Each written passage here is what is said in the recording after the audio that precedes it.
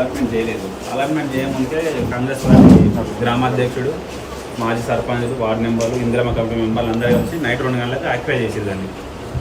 ఇళ్ళన్నింటినీ కబ్జా చేసి. ఎవరు ఉన్నారు అలా? ఇందిరారెడ్డి సార్, ఇందిరారెడ్డి గ్రామ పార్టీ అధ్యక్షుడు రవి అంటారు. ఇప్పుడు ఆ ఇళ్ళ పేర్ల సార్ గాయాల రవి గ్రామ పార్టీ అధ్యక్షుడు సార్. గాయాల రవి కాంగ్రెస్ గ్రామ పార్టీ అధ్యక్షుడు. ఇప్పుడు ఆయనకు ఇల్లు ఉందా? ఉన్నది సార్, విలేజ్లో ఇల్లు ఉన్నది, కానీ డబ్బులు పెట్టడం వల్ల మళ్ళీ పోయి ఉన్నారు. అలా పోయి ఉన్నాడు ఆయన? ఉన్నాడు సార్. ఇది ఎంఆర్ఓ మేడం ఎస్ఐకి రాసిన కేసు పెట్టమని రాసిన లెటర్. ఇలా 20 మంది పేర్లు ఉన్నాయి సార్. వాళ్ళు ఎవరెవరు ఆక్యుపై చేశారని అన్నట్టు వాళ్ళ పేర్లు ఉన్నాయి. వాళ్ళు వెరిఫికేషన్ చేసి వీళ్ళని అనార్హులు అని చెప్పేసి వాళ్ళ మీద కేసు పెట్టమంటే పెడతలేదు.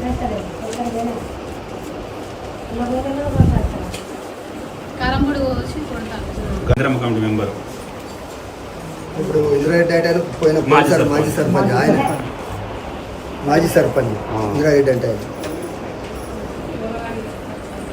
ఆయన వల్ల ఇది అది జరిగింది సార్. మీకు తగ్గులాటలు పెట్టిండు. అలాట్మెంట్ మీరు కొట్టుకుంటేనే వాళ్ళ రాజకీయం నడుస్తుంది కదా, మీరు కొట్టుకోకపోతే వాళ్ళ రాజకీయం ఎందుకు నడుస్తుంది?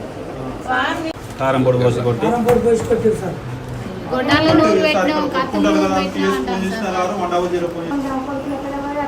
వీళ్ళంతా పాలకుర్తి నియోజకవర్గం సిరిసన్నగూడెం గ్రామం వాళ్ళు. వీళ్ళంతా డబుల్ బెడ్రూమ్ ఇళ్ళ వ్యవహారం పైన మా దగ్గరకు వచ్చారు. వీళ్ళు ఏమంటారంటే డబుల్ బెడ్రూమ్ ఇండ్లు అసలైన లబ్ధిదారులకు దక్కలేదు అని చెప్పి వీళ్ళు ఫిర్యాదు చేయడానికి వచ్చారు. వీళ్ళది మొత్తం ఎంక్వైరీ చేస్తే ఏంటంటే ఈ ఊర్లో ఇంద్రారెడ్డి అంటే కూడా ఒకడు ఉన్నాడు, రెడ్డి. వాడు ఏం చేసిండు, ఉన్న 20 డబుల్ బెడ్రూమ్ ఇళ్ళకు కొంతమందిని తోలి వీళ్ళని మళ్ళీ గేసిండు. అంటే వీళ్ళ ఆ ఊర్లో ఉన్న బీసీలు, ఎస్సీలు, ఎస్టీలు అంతా వాళ్ళు గుద్దుకుంటే వీడి రాజకీయం నడుస్తుంది అన్నట్టు. ఇప్పుడు నేను ఈ ప్రజలకు ఏం చెప్తున్నా అంటే అసలు అన్నున్న వాళ్ళని కాదు, ఫస్ట్ ఈ ఇంద్రారెడ్డి కానీ అన్నూరి వీడిని దంతే మొత్తం సెట్ అవుతుంది. వాడిని ఊళ్ళో లేకుండా చేస్తే అవుతుంది. వాడిని దంతే అంత సెట్ అవుతుంది అంటున్నా. వాడిని దంతేనే అంత సెట్ అవుతుంది. మనం వెనక ముందు పంచుకొని తిందాం కానీ ఫస్ట్ వాడిని దన్నూరి. ఓ రెడ్డివాడు చూసినావు ఎట్లా తాకులాట పెడతాడు మన మధ్య. అర్థమైందిగా వాడు ఎట్లా తాకులాట పెడతాడు. ఈ ప్రెస్ మీట్ పెట్టిస్తాడు మళ్ళా ఇదే బీసీలతో. ఇంద్రారెడ్డి చాలా మంచోడు, ఇంద్రుడు సూర్యుడు అని చెప్పి పెట్టిస్తాడు. నువ్వు చూడు అంటే వాని నాటకము. అందుకోసమే నేనేం చెప్తున్నా అంటే ఈ రెడ్లను ఊర్లలో లేకుండా చేయాలమ్మా. ఈ తాకులాటలు పెట్టి రెడ్లు ఎవరైతే ఉన్నారో ఇది ఊరు తన్నే రోజుల దగ్గరికి వచ్చినాయి. ఇటువంటి చిల్లర పనులు చేస్తే తన్నే రోజుల దగ్గరికి వచ్చినాయి. లేకుండానే పాలకుడుతున్నాడు. నేనేమంటున్నాయా, మీరు ఒకసారి ఒకటి చెప్పన్నా, ఎస్సీలకు దక్కాల్సినవి 13,000 కోట్ల రూపాయలు ఎస్సీలకు దక్కాల్సినటువంటి పైసలు ఈ రెడ్లు పక్కదారి పట్టించారు. ఒకవేళ ఆ పైసలే ఉంటే తెలంగాణ రాష్ట్రంలో ఎంతమంది ఎస్సీలకు ఇండ్లు లేవో తెలుసా? 2,42,000 మంది కుటుంబాలకు ఇండ్లు లేవు ఎస్సీలకు. ఈ పక్కదారి పట్టి రెడ్లు పక్కదారి పట్టించిన పైసలతోటి 2,84,000 ఇండ్లు కట్టొచ్చు ఫ్రీగా దళితులకు. అసలు దాడ కొట్టుకపోతా ఉంటే 20 ఇండ్ల కాడ మనని తాకులాట పెట్టి కొట్టిస్తా ఉన్నారు. చూసినావా? ఇగో ఇది అన్నట్టు పంచాయతీ. ఏం చేస్తామని ఇప్పుడు వాళ్ళతోనే అనిపిస్తాడమ్మా. ఇప్పుడు వాడు చేసేది ఏం తెలియదు.